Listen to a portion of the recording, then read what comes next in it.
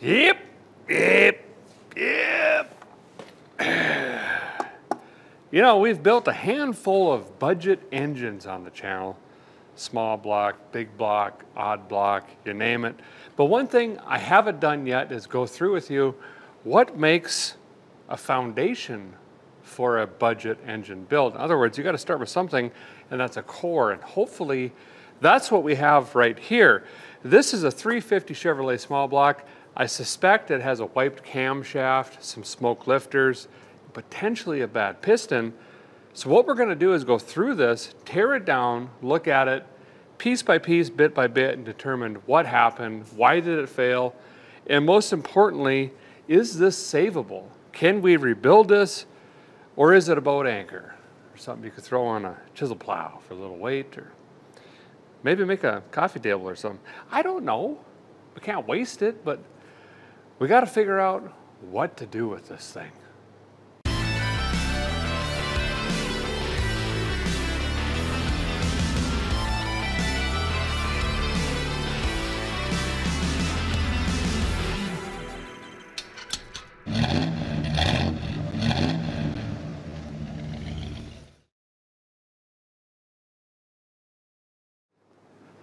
So this is a small block Chevrolet out of that black step-side pickup, the one with the brown step-side box that Bentley and I worked on. And we did get it running for, it was less than a minute. And it was extremely evident something was wrong. I believe we pulled the valve covers, and I quickly determined something was wrong with the valve train. I want to say this rear cylinder over here, it was giving us indications of wiped lifter or cam. So we're going to tear this thing down and try to figure that out. Now, this is a 397-0010 block, which is extremely common, as well as the 397-0014 block. This is typically in a 69, we'll say 80 pickup truck or car, 2-bolt main. Some say 74, some say 76, but listen, this is a run-of-a-mill 350. It went into 11.427 cajillion automobiles. It's nothing special. Now, dreamers might look at this casting number and go, that's a 302. It's a DZ motor. Or maybe it's a 327. Well, there's a lot of corporate blue on this, which indicates nay. Also extremely rare that it's a 302 or 327, but we'll be able to determine that by the bore and the stroke, and also this pad up here on the drinker side. Once we get all of the accessories off, we can kind of determine, you know, when it was born and more of what it went into. So first step, let's tear all of the accessories off, start cleaning this thing up a little bit, and working our way towards some sort of answer. What do we need? 1/2 inch, 9/16, 5/8. If nothing else, we got a decent intake here. We can for sure save on that.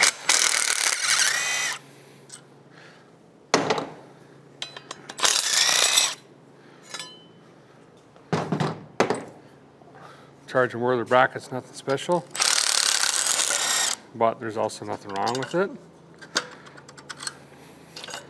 Late model charging bracket accessory that's bolted to the charging whirler.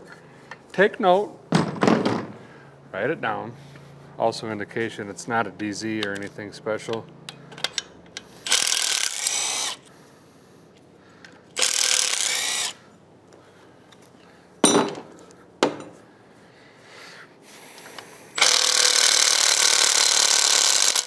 Wow, are you joking on me? Dead battery, that's weird. Extremely unlikely any of this has gone bad. I mean, all this can be reused. Water pump, power steering pump, you name it. Get in there. Guess I'm gonna need an extension.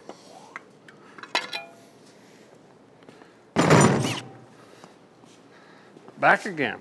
Here I am. Yep. Oh, forgetting bolts again. Getting old.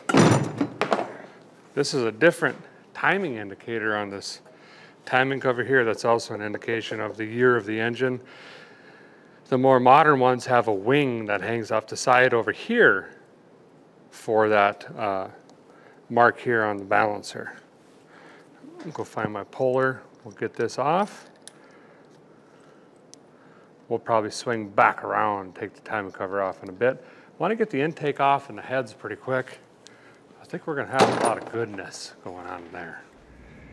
Just some random Chevrolet knowledge here. Obviously, we already know this is a 350 most likely, but say you didn't know the intake was missing, things of that nature, which has, in the case of a 283, a very distinct oil fill right here. And you're just curious what we're looking at, and this was missing. Well, a 283 would never have threads in the crank. There was never a bolt or anything here. It had a very thin press-on unit on the front, extremely different from this. In this case, pulling it out, not important. Putting it on, these threads are going to aid us in drawing this back on when hopefully we rebuild this. Now, looking at this right now, I'm gonna wet my thumb. This is looking pretty good. If this is shot, you're gonna see a bunch of huge cracks or missing material. There's a couple cracks over here. Not too worried about that. I would rerun this in a heartbeat. Got a crack here. Again, not terribly bad. If your budget allows it, sure, replace it. You can get stock OEM units. If not, you got pulleys that are gonna hide all this anyway, right? And what's a little bit of vibration? Lets a guy know it's running. So we're gonna bolt the unit on, draw this thing off, so eventually we can get the timing cover off, but before we get to that point, we're gonna go ahead and pull the top end off. So here are some items we've removed so far. Of course, some of these were just laying up there like Christmas decorations, but anywho's. Here's the harmonic balancer puller kit I'm using. This is just a super cheap generic kit from Hobo Freight. You can tell I've used it a lot. It does the job. It has an inverse and a reverser, or polar opposite operationals. Look, I'm saying it pulls and pushes. And there's a collar back here. So now all we need to do is just twirl on this guy here, and it's gonna draw this thing out. Now, pulling it is not as important as pulling it in. Pulling it or pushing it? Well, you're pulling it both ways, I guess. You have to be very careful not to strip the threads in this crank. Boy, is that a bad day. So it's not a bad idea. Some fellers throw this in the oven, heat it up. I usually just hit it with the torch lightly for about 2 minutes. Juice, slide it on, then draw it onto the crank. It's just less likely. I have never once in my life stripped the threads in the crank. And again, that is a bad day. So just be mindful if that's the case. Now, if you've got a 283, throw this puppy in 425 for about 20 minutes, grab some your wife's oven mitts and just throw it on there, grab a 2x4, big old hammer, whack that on, ruin your thrust bearing, call it a day. You know what I mean? Anywho, let me go get a big ranch dressing, get this thing off. Derek the science guy. Okay. Ooh, elbow's really poppy tonight. It's drawing out right now. No issues, feeling pretty good. Okay.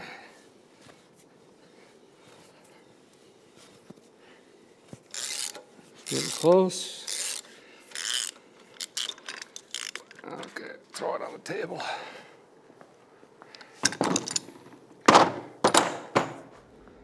Keyway here looks fine, and the timing cover seal seems fine. So if you wanted to reuse these, if you're in a super tight budget, you're fine.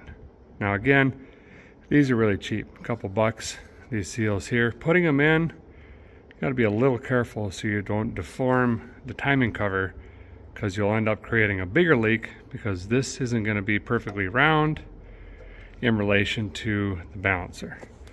But so far, not bad. This over here, if they're super high miles, is gonna have a big ridge. I can't grab this with my thumbnail. You could see a line there, but I can't grab it with my thumbnail. This really isn't that bad at all. So this is pretty good too. as well. If you wanted, again, the front, the material in it, and the groove here, because if this is grooved, even if you put a new seal in, it's still going to leak, right? But this is looking pretty good. You're not going to have to worry about that. Well, now that we got the front of the motor prepped, it's time to go on ahead and get into the top end here. And that's, of course, going to start with the lightning whirler here. We've got the hold down off. This just slides right out, of course. Now, this is a Street Fire. It's a part number 8362. Now, from memory, these are actually pretty expensive. They're not cheap. It's not the most expensive, but I want to say like $220, $230 on the interwebs. This is a good unit. It worked. There's absolutely nothing wrong with this get up, so I'm going to save this. Now, if you're on a budget, I have to say I have used multiple times with success just the cheapest HEI you can find on Evil Bay or the Jungle website. I think they're all made by the same manufacturer, if I'm being completely honest. Those are like 50, 60 bucks, and I think you could still get a kit with the lightning hoses for like 80. So check that out, but these are pretty decent. We're gonna set that aside and definitely use it. So something worth mentioning on the distributor here, particular camshafts, or more specifically camshaft materials, require different timing gears because the materials need to mesh and wear into each other specifically. So pay attention to that. If you're stabbing an aftermarket or a different distributor into your engine, make sure that the camshaft doesn't require a different gear. We're gonna go ahead and get the valve covers off next. And we've kind of already looked at the rockers, but we're going to talk about it just really quickly in case you missed that. Yep. Sure. I got nuts coming off on one side, studs on the other. You know, we're dropping them. Just the huge at this point. What's your favorite Chevrolet engine color? Well, I got two questions. Oh, never see that one again. So of course you got Chevy orange, timeless. You've got corporate blue, we're looking at it. And then you got black. Bleep bloop down below, what's your favorite Chevy engine color? But I want to hear from you, what's your favorite engine color overall? That should be interesting. I do have to admit, Ford has some pretty nice, I like the dark blue Ford engine color. I just think it looks sharp under the hood, especially with some chromiums. These old gaskets are shot. Don't need those where we're going.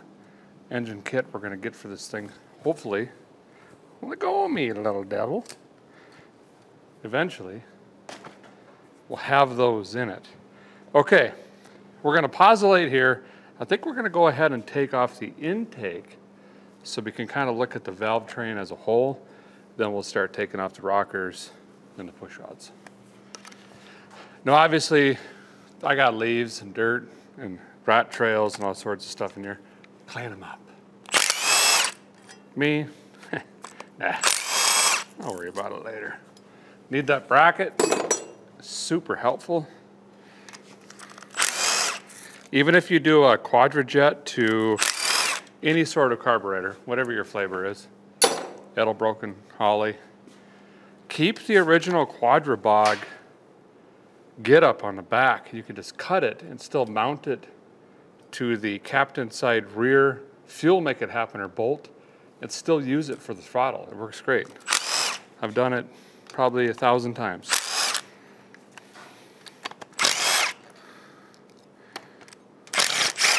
Uh-oh. These are 24 bucks a box. Keep them. Guy's gonna try to take as much debris with me as I can here. Yep, step. Oh, pretty good. Oh, see a mistake already. We'll talk about that here. Let me put this down. Tech tip number 478.9.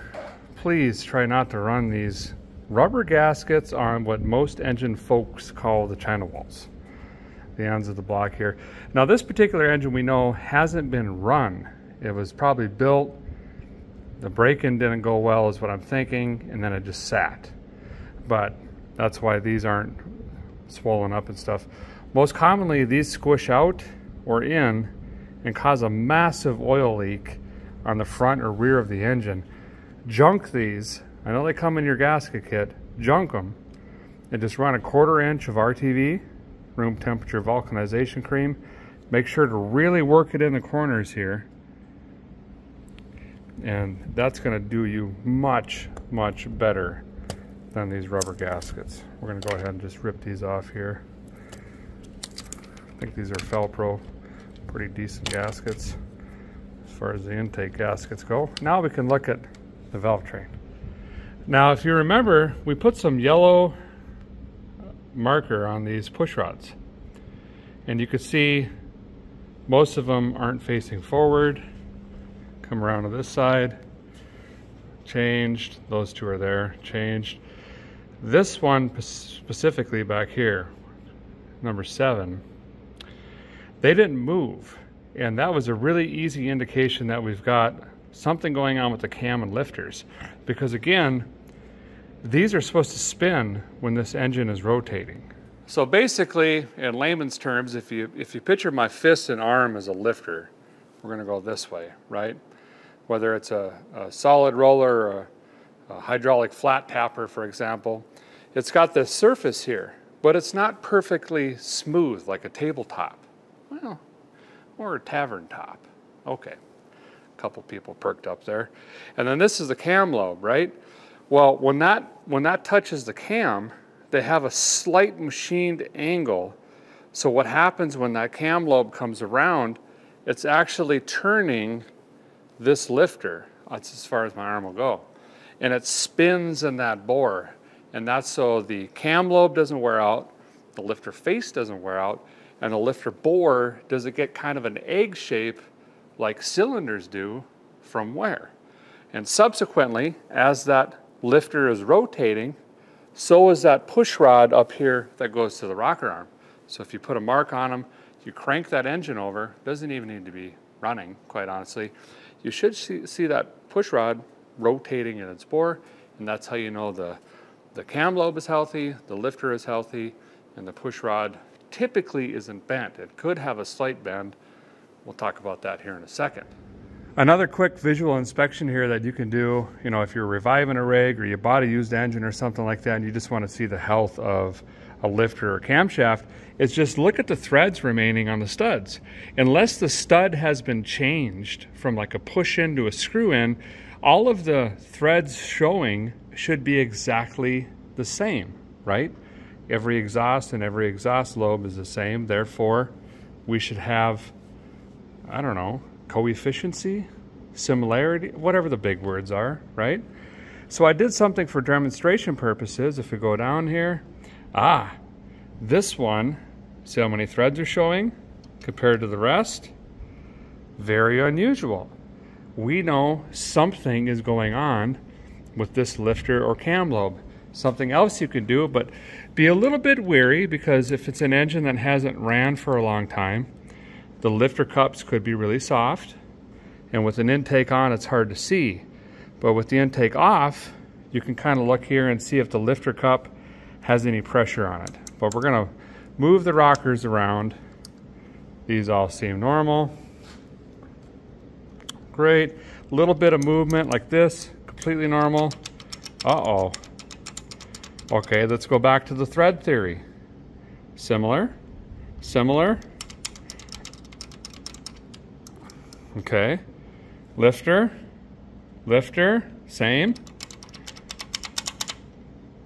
Well, somehow there's a greater mechanical clearance than this. And you can do that with only the valve cover off, right? So those are two ways to kind of look at the health of the cam or the lifters with an engine in a vehicle, or an engine on a floor or a barn or the back of a truck, wherever you're buying it, fellers, is what I'm saying. Wow, this poor thing did sit a long time before we tried to get it running. Okay, so we're gonna go ahead and knock all the rockers off. We're gonna pull the push rods. Another thing worth mentioning here, Let's say you're just going to put some bearings in this, you're going to re-ring it, it was a good engine, it was running okay, you just want to freshen it up. You're keeping the camshaft, you're keeping the lifters. When you pull the rocker, push rod, and lifter out, all this is a unit. You need to organize this as one, organize this as one, organize this as one, and remember how you put it or label it, because it's all going to go back together exactly the same. Everything has mated together precisely, and you want to keep this together because you're not changing any of it. Now, if you're putting a cam in, typically 99.4237% of the time you're putting lifters in, doesn't matter, okay? You can throw all these rockers in a bucket, you can throw all the push rods in a bucket, and just do your thing. Unless you're talking like a Mopar, which has a left hand and a right hand rocker, but you Mopar guys know that. So just remember, valve train wise or anything that is wearing together, keep together. And we're going to talk about that again when we get down to the bottom end. For now, let me go ahead and bust all this stuff off.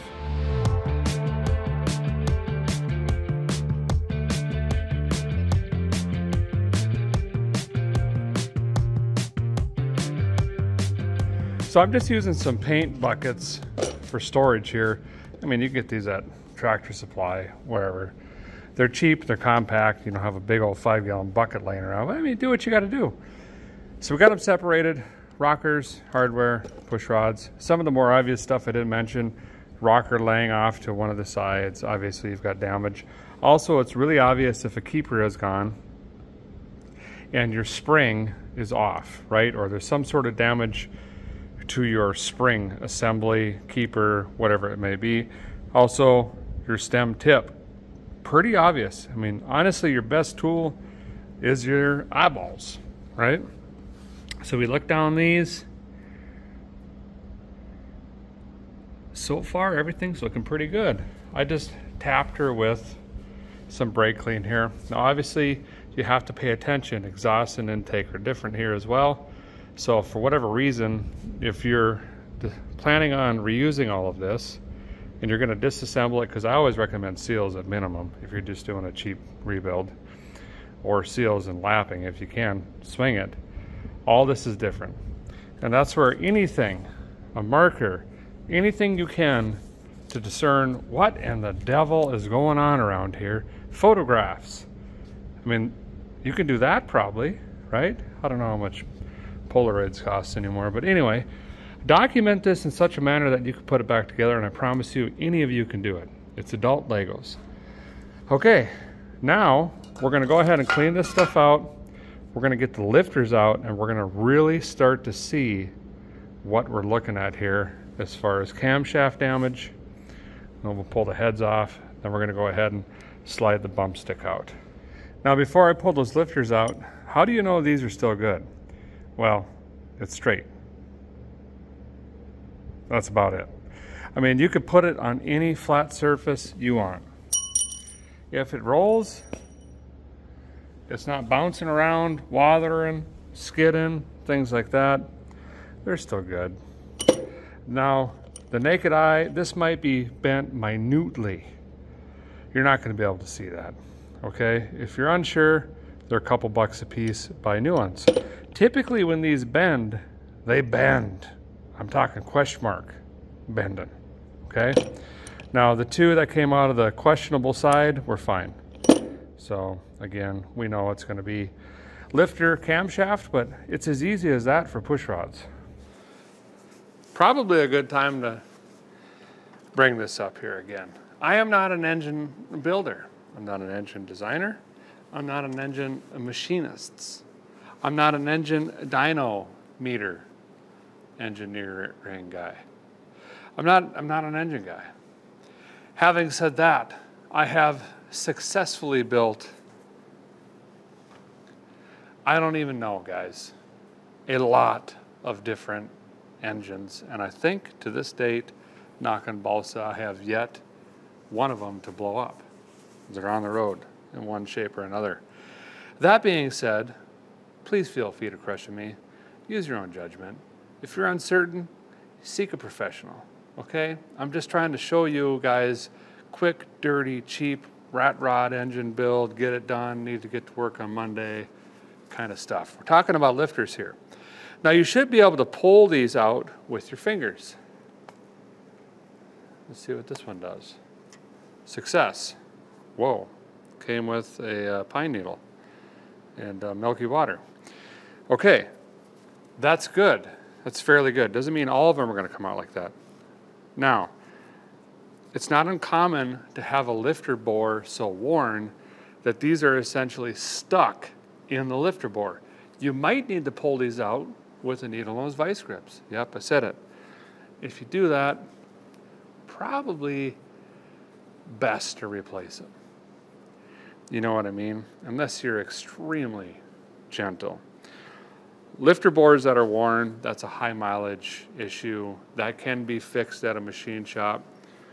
Have I rebuilt an engine without fixing said issue? Yeah, probably once or 30 times. So again, use your own judgment. We're going to start pulling these out. I'm not worried about anything unless I see something that's super worn, right? As if I'm using or reusing this camshaft. Pulling the ones I can grab, we're going to have to rotate the engine, get the rest up on the bump stick, take a look from there. So far, we don't have any issues, which is good. I need a crankulator wrench or something. We'll just throw this on. This ought to crankalize it.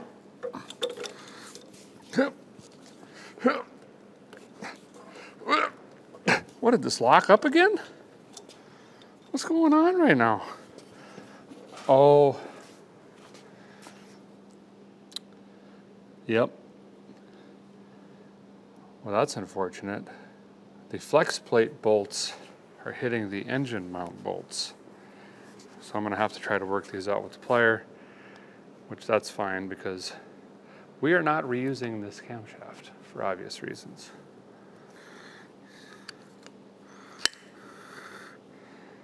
Good.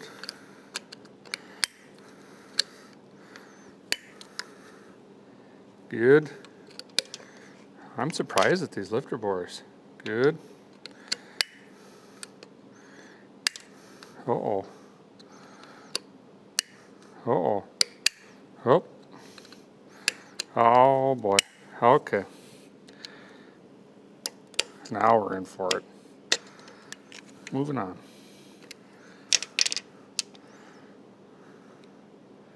Worn. Very worn. I'll show you guys that in a second. Worn. This is the one I'm really curious about because it is down in the hole. We might have to pull the timing cover to get the rest of these out.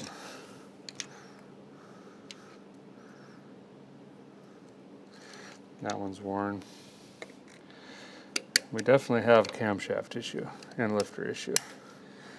All right, let's knock this timing cover off, get the timing chain off. We can take a look at that. Then I can roll this bump stick around, push these lifters up, and then snag them out of there.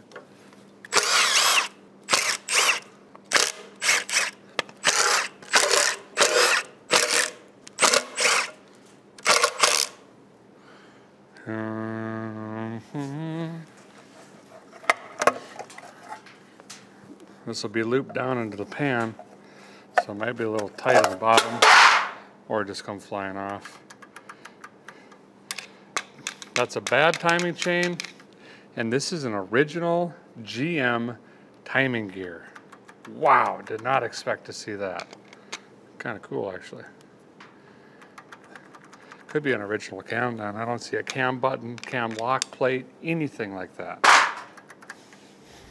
So this is pretty interesting, and I actually did not expect to see this. This is an original Chevrolet timing set here. You could tell by, well, looking at it. Most notably, the plastic timing gear here. Pretty much all GM makes use this. With age, and this one really isn't bad. to be honest. The teeth start stripping, but most commonly you get giant cracks in here and teeth will just start to disappear and actually end up in the pan, and eventually you're going to jump timing. It just happens. You can see the original GM stamp here. That's pretty cool.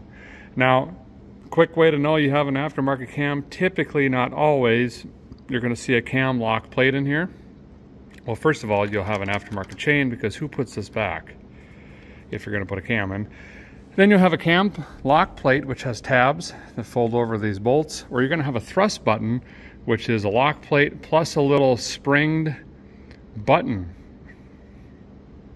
essentially in the center here, which pushes out and rides against the timing cover.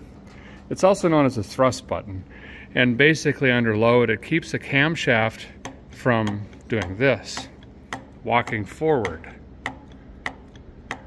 Okay, so let's go ahead and take this off, and we'll start rolling this over, get the rest of them out.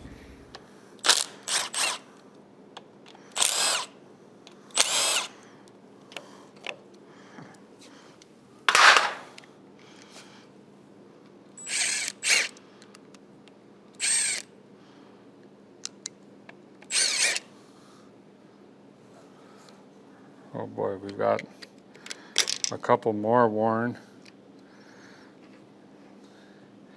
I was not expecting, so I'm going to go ahead and show you those. This cam was smoked.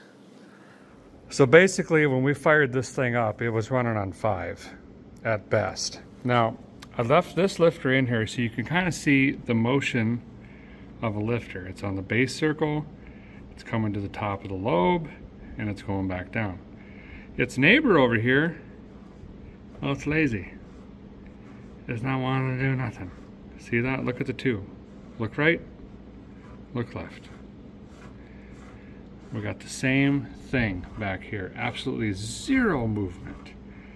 I found a couple other flat ones. I'm probably going to flip all these lifters upside down in a row, and we'll take a look at them and figure out which cylinders were working and which weren't. The challenge at the moment is getting these two lifters out of their bores. So I've got them all out but this one, number 4 over here. It's actually worse than, get the dipstick out of the way. It's actually worse than I thought. And somehow I missed that when we were quick doing the push rod spin test. These were so obvious, I think is why. But I've now got a vice grip on it. I had to use a little flat screwdriver and get it in the retainer ring spring cup ridge.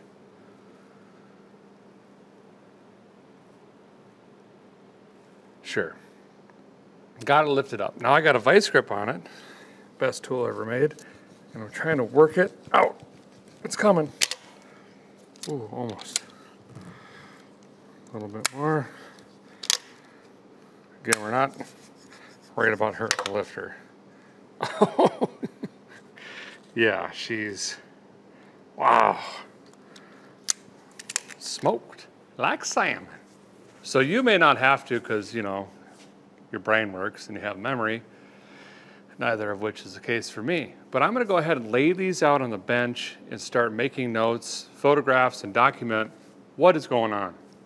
I just want to learn and remember as we progress through this, you know, the damage that we're getting.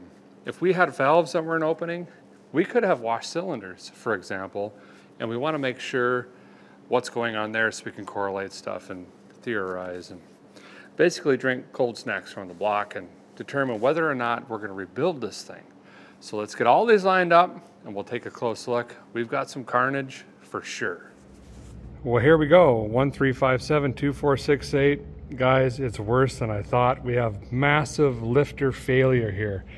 Look at the cup in that thing. You could drink out of it. Failed. See that? Well, you could see it. Failed. Failed. Failing. On the way to fail. That one's okay, but it's got a wear mark. Failed. Probably the best looking one here. On its way to failing. Failed. Okay. terribly bad. About the same. Got some chest pieces here. Failed. Look at the pitting material on that. Terrible. Very bad one. Bad, bad. I mean, all of these lifters are bad with the exception of 3, probably. So no wonder this poor engine, and it still fired and ran for a little bit, but no wonder. These are just terrible. So now the question is, do we have an aftermarket cam and then reuse the lifters?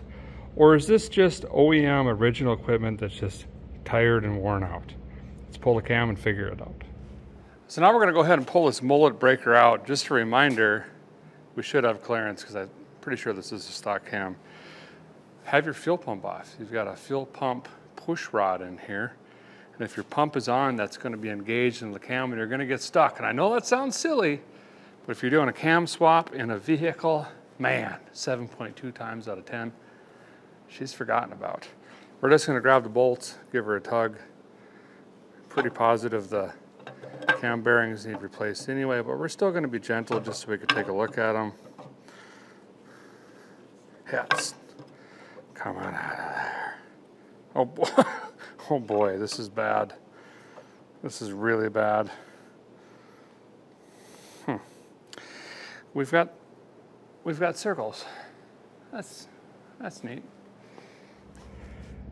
Well, we've got the bump stick up on the bench here, and well, I'll tell you what, 9 times out of 12, if it's aftermarket, you're gonna have some sort of grind number or part number or something like that in one of the ends, and we do not.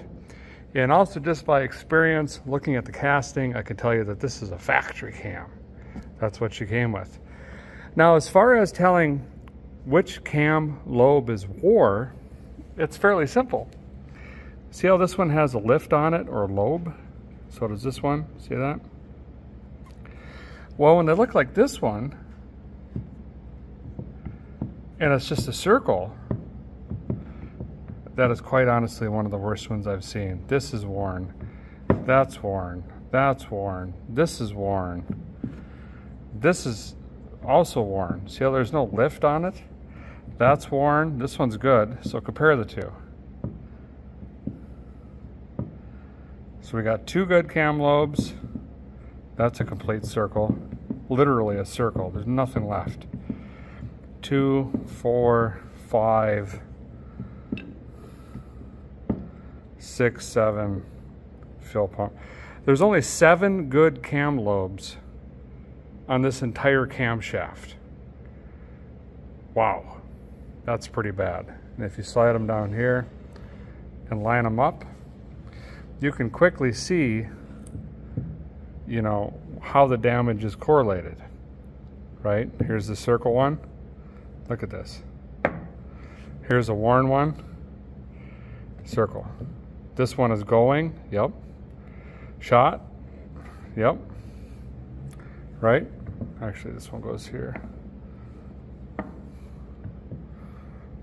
I mean, it's, I don't know what you call it. Science, I guess. So all of this is junk. The great news is, however, so far, this engine is rebuildable. All we've got to do is put a camshaft, lifters in it, and clean it up, right? So don't get intimidated or shut down because you're like, man, this thing is toast. We don't know that yet. We still have to pull the heads. We've got to look at the cylinders and the pistons and the rings and the bearings and the crank. So let's keep on digging and see if this thing's worth building.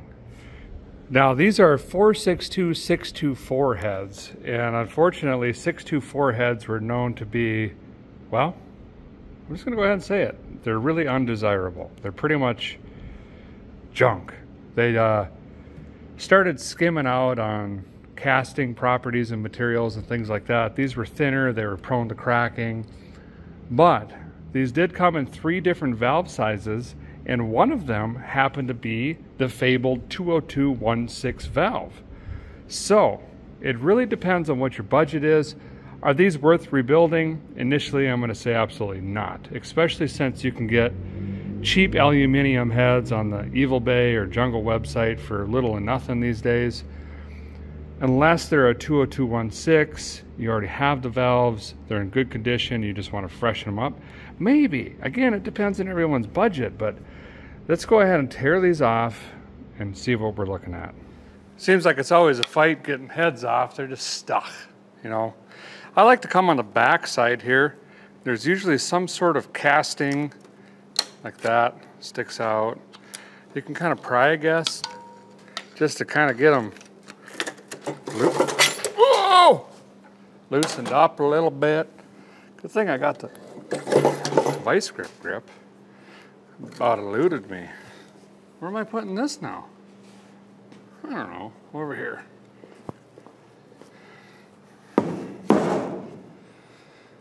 Okay. It was ready to come out. Got steel head gaskets. Oh boy. This thing was locked up. Remember how this thing was stuck? Well, got the heads off, and if for some reason, I don't know, you thought I was trickery or sleight of hand, that this was locked up previously when we were working on it, well, here you go. That was full of water.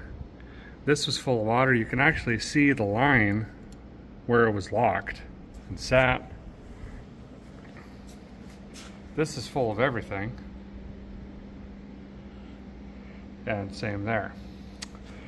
Now I think I'm gonna have to get the cherry picker out, pull this off, get the flex plate off so I can actually rotate this puppy so we can clean this up just a little bit and start taking a look at the rest of this. And we're gonna need to rotate this anyway to get the bottom end disassembled. Head gasket wise, it was definitely rotting.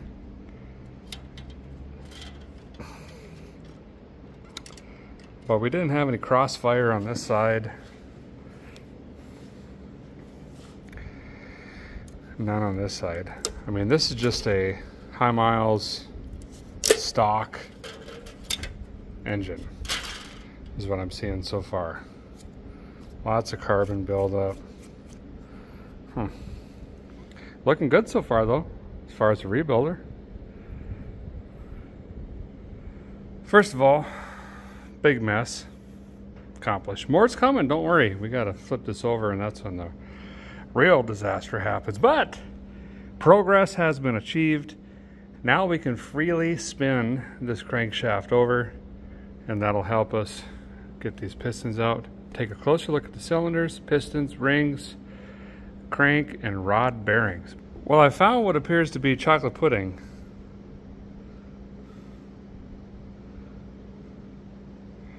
Another indication that this engine was not very well taken care of. Oil wasn't changed often, and it is very high miles.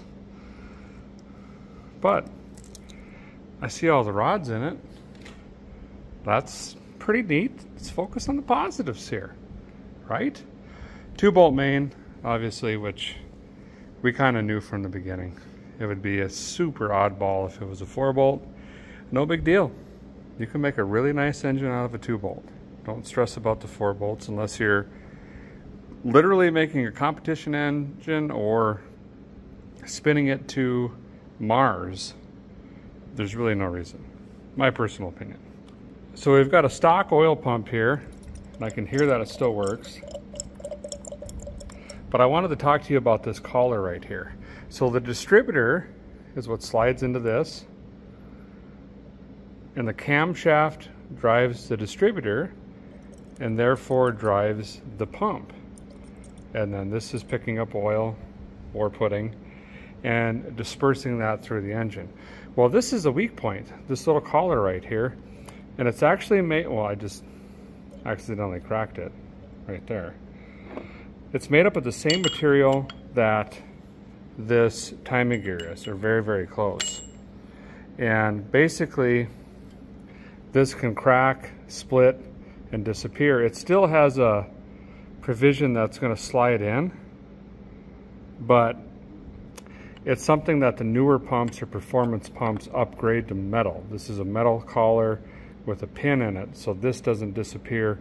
and you're never going to lose this connection. It's just a secure tie for oil pressure, but this is very stock, never been replaced, whatever.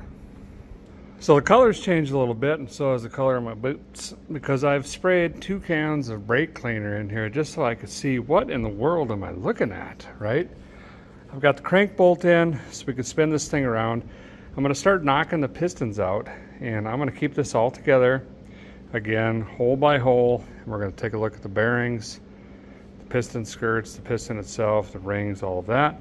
But give me some time. I'm going to knock all of this apart, and we're going to see if the bottom end is worth saving. Right now we're in good shape. All we got to do is replace that cam, probably cam bearings, cam, lifters. We're good to go.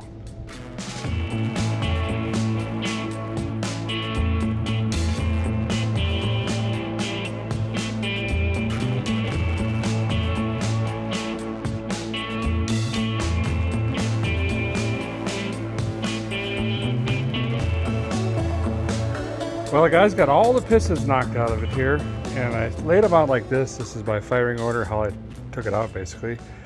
And then I did clean up the bearings just so we could take a look at them. Now, none of these are completely smoked, but man, it was time. It was definitely time to put bearings in this, and it probably saved a crank, to be honest. Now, this is pretty worn. There's a thin coating on rod and main bearings, and that's what this has worn through. If they're extremely bad, you're going to see a copper, or you're going to see pitting, or a bunch of like spots or specks. That's where metal has gotten hot and actually stuck to the bearing surface. This is one of the worst ones. Pretty shot. Not terrible. There's some of those spots, but absolutely needing replaced. And the other side, about the same. We do have a good example here of a pretty deep scratch. This one right here. I can actually catch my thumbnail in it. And anytime you can catch a thumbnail in a scratch or gouge in the machine world, so I'm told, typically, rule of thumb is bad, not good. So all of this is replaced, but good news is rods look good. All the wrist pins seem to be doing wrist pin things. This one's a little sticky. They need cleaned bad. Look at all the sludge in them. So I'll have to do that. I'm going to go ahead and inspect the piston skirts. Make sure we don't have any extreme damage or wear on the sides. That again is going to be extremely obvious. These grooves here, normal. That is completely 100% normal. See that there? You'll even see those on the cylinder, normal. They have to be fairly deep to be abnormal. But I'm looking for cracks, chips, anything missing. See, the oil rings in this one are stuck down. So if it ran, it would have smoked. Just sludge, wear and tear, use, age. I'm going to go ahead and go through these, give you an update in a minute on pistons. Well, good news. I've gone through all of these. They do need a heavy cleaning, but first glance, all of the pistons, rods, wrist pins that I could see right now, everything looks fine. So that's more great news.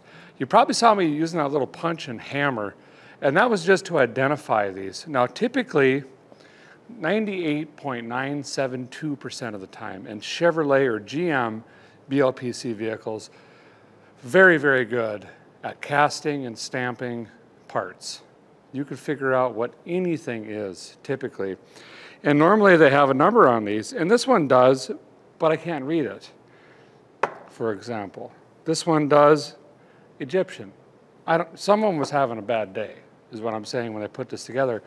Normally, they stamp these by orientation, so you know exactly where they came out, how they go back, everything like that. This particular engine, and it's happened to me a dozen times, you can't really decipher it. So I use these cheap stamps. They're just number stamps, 1357, 2468. I do the caps and the rods, and that way, when I rebuild this thing, I know exactly how it goes back together. Now, you also have to pay attention on reassembly And there's a bajillion things if we reassemble this, which way the tabs are going, and there's a bunch of other stuff. But that's on the reassembly side. Now, we got to pull this crank out. This is an expensive piece. It could set us back a few $100 if this thing's bad. So let's go ahead and get the crank out. Look at the main bearings, look at the crankshaft itself. If that's good, then we move on to the cylinders. That seems pretty important. Now these main caps are also specific to the engine. You can't mix these up. And again, normally these are stamped. This one is not. It does have an arrow facing forward, which is helpful.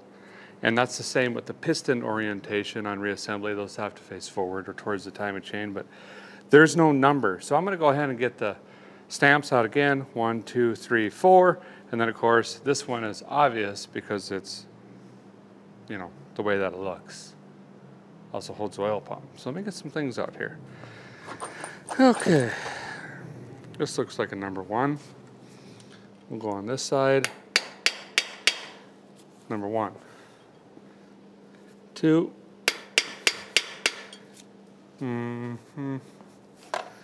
By the way, I think I got this punch set off Evil Bay. They're actually really cheap. But if you clean it good enough, magic marker, it doesn't matter. Whatever you want to do to discern what in the world is happening. There we go.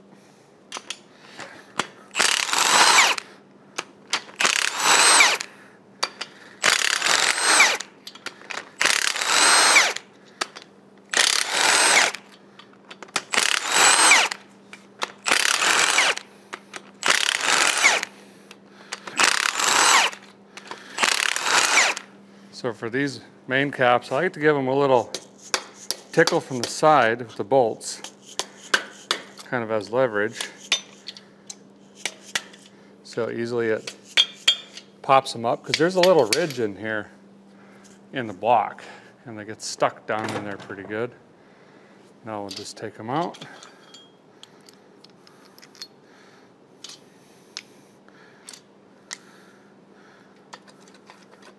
Come on, man.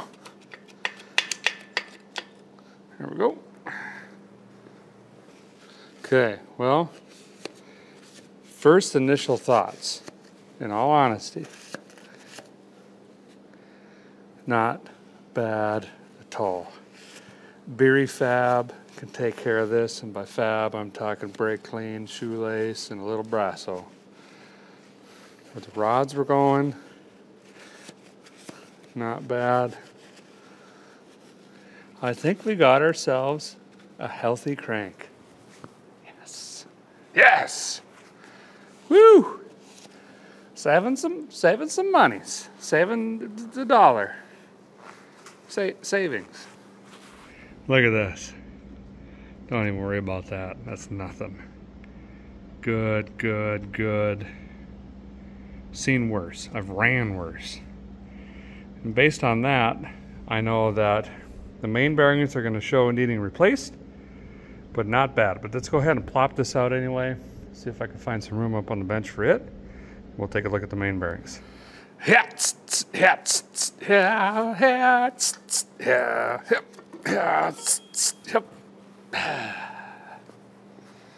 Okay, what do we got? What do we got here?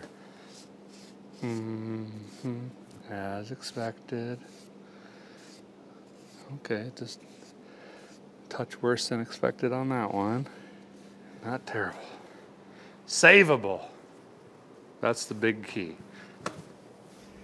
Yep. Needs replaced. Got a pretty good scratch in that one. But I ain't scared of it. Fine. No excessive wear back there. Rear main was still pliable, believe it or not. That's pretty wild. Don't see that a lot. Ooh, how old that puppy was. Boop. So now the big part, the scary part, and potentially the hard to find or expensive part, the block. This is the foundation, obviously. And it could be kind of terrifying or frightening to know whether to move forward with your build or not based on the block, because it's a lot of time, money, and effort. Let's face it, no matter how cheap your rebuild is, putting together an engine. I'm just going to visually inspect this, see what we've got going on as far as the cylinder walls, and we could determine if we want to dingle ball hone this. Then we're going to talk about what you probably should do, and then what a guy does. Great. Let me get a couple cans of brake clean. Just going to spray this down, start cleaning it up.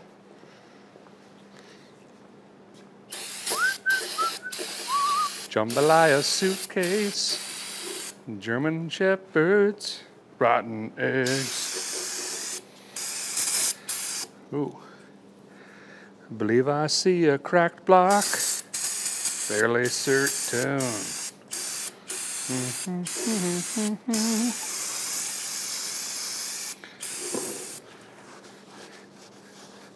This doesn't have to be perfect. We're just taking a peek right now. Looking for, well, cracks, heavy scars, scoring, pitting, anything like that that would say, hey, this isn't worth dingle ball honing. It's not worth taking to a machine shop and having bored. You know, can we save ourselves some money in the long run, basically, is what we're looking at here.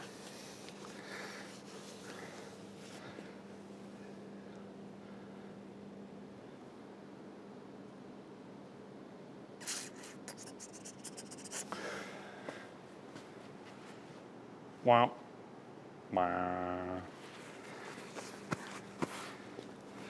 Well, went ahead and got this block cleaned up with just some rags and brake clean. Again, we're just kind of glancing over this thing, see if it's worth rebuilding. And this side was looking pretty good. There's no deep grooves or scratches. There's no deep pitting.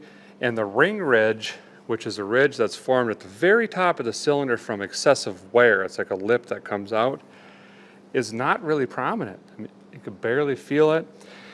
A couple pistons on this side look good, but unfortunately, this block is cracked, actually in 2 cylinders. And from experience, I could tell you this is from improper winterizing. This block sat with water in it, froze, expanded, cracked the block. This thing is a boat anchor. I'll bring you in closer and show you it. See, these here, not looking so bad. They got some vertical scars. Well, not scars, scratches. We could easily dingle ball this stuff here. Not worried about that at all. This one's a little rough on the top. Again, we can clean that up. Can't catch a nail on any of that. Uh-oh. Yep. I'll get in there a little tighter with some light. Extremely evident. Those are cracked, unfortunately. Now, a little bit ago I was talking about what a guy can do and what a guy should probably do. On the channel here in the past, if you go on the playlist, you can see we've done some small block builds, we've done some big block builds, and a guy just scanned his peepers, said, sure, dingle balled it, put it together, maybe put a cam in it or whatever, got it running, did the thing. Now there's a risk associated with that because you have to remember you can't always see cracks. Some of them are very minute, and yes, they do affect performance, overheating, all of that stuff. So if you're wanting to build a really reliable engine, or you're putting a nice camshaft, or say you're going to invest in a nice set of heads, take this to a machine shop, have it flushed, have it tanked, and have it what's called magnafluxed, which is a test that they do, magnets, science, powders, all of this stuff, and they can detect the smallest cracks in your block and basically tell you you've got a nice clean block ready to go, or hey, we've got some issues, what do you want to do?